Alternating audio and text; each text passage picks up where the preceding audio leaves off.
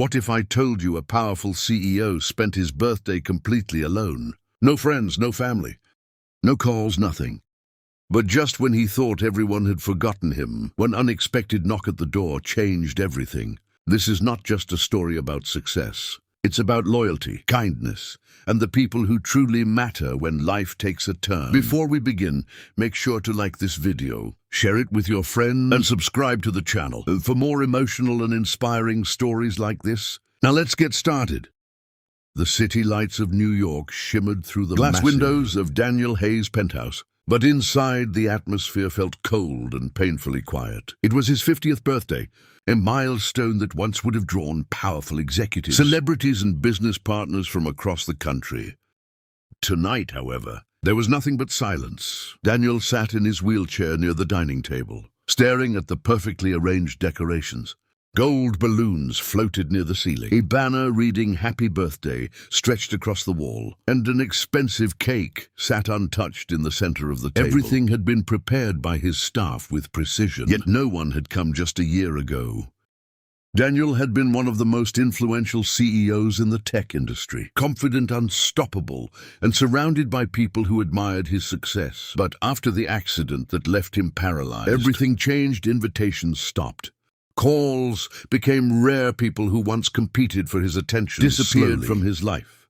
He picked up his phone and glanced at the screen. No new messages, no missed calls. Not even a simple birthday wish. A heavy sigh escaped his lips as the weight of loneliness settled deeper into his chest. Across the room, his assistant stood quietly, unsure of what to say. The cheerful decorations now felt like a cruel reminder of what Daniel had lost. Not just his mobility, but the illusion of loyalty from those around him. After a long moment, Daniel looked away from the cake, his voice low and tired. "Let's just end this," he muttered, just as his assistant moved toward the lights. The sharp sound of the doorbell echoed through the silent unexpected, penthouse. Sudden, and impossible to ignore. The sound of the doorbell lingered in the air, breaking the heavy silence that had filled the penthouse all evening. Daniel frowned slightly, exchanging a confused glance with his assistant. No one was expected, no one had even called. For a brief moment, he considered ignoring it, assuming it was a mistake.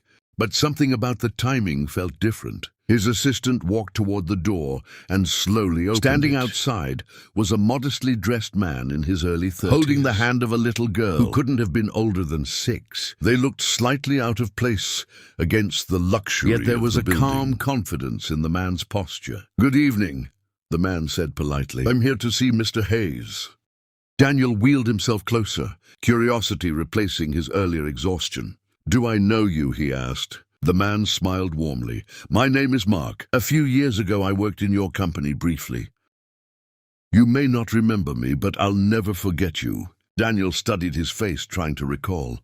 Before he could respond, Mark continued, his voice steady but emotional. He explained how he had once been on the verge of losing his job, his home, and hope for his future. During that time, Daniel had unknowingly given him a second chance by approving a small but critical decision that changed his life. The little girl stepped forward shyly, holding out a handmade birthday card decorated with bright crayons and uneven letters. "Happy birthday," she said softly.